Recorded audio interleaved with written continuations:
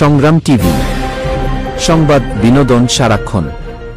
জনাব আবুল হাশেম বক্কর, আপনি বাংলাদেশ জাতীয়তাবাদী দলের নেতৃত্ব দিচ্ছেন, তবে তার আগে হলো আপনি একজন সফল সংগ্রামী ছাত্রনেতা, সফল সংগ্রামী যুবনেতা।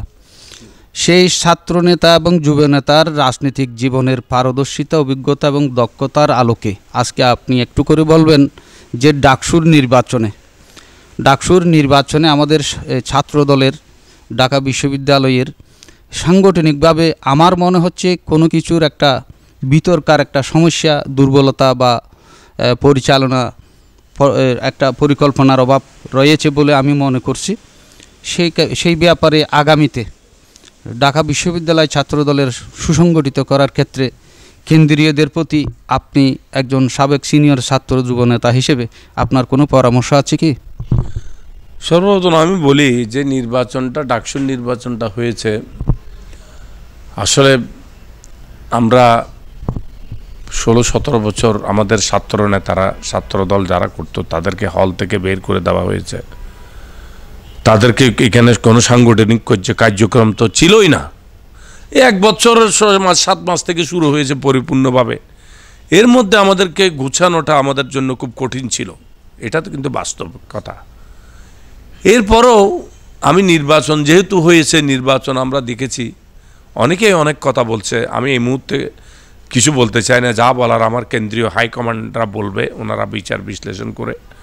তো আমি শুধু বলবো, জাতীয়তাবাদী ছাত্রদলের যে ঐতিহ্য রয়েছে, ইতিহাস রয়েছে, যে সংগ্রামী ইতিহাস, এই ইতিহাসকে এই যে স্বমহিমায় আবার উজ্জ্বল করার জন্য জাতীয়তাবাদী ছাত্রদলকে এখানে কাজ করতে হবে।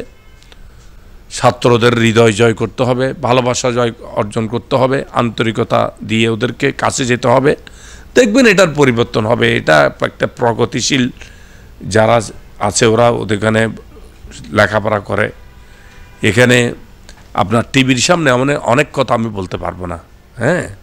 সুতরাং আমি আপাতত শুধু এটুকুই বলবো আপনাদেরকে, যে আমাদের জাতীয়তাবাদী ছাত্রদলের নেতারা ইনশাআল্লাহ দেখবেন জাতীয়তাবাদী ছাত্রদল কোনো সুযোগ পায় নাই, দাঁড়াতে দেয় নাই। বারবার যতবার গিয়েছে বিশ্ববিদ্যালয়ে তাদেরকে রক্তাক্ত করে সেখান থেকে বের করে দেওয়া হয়েছে।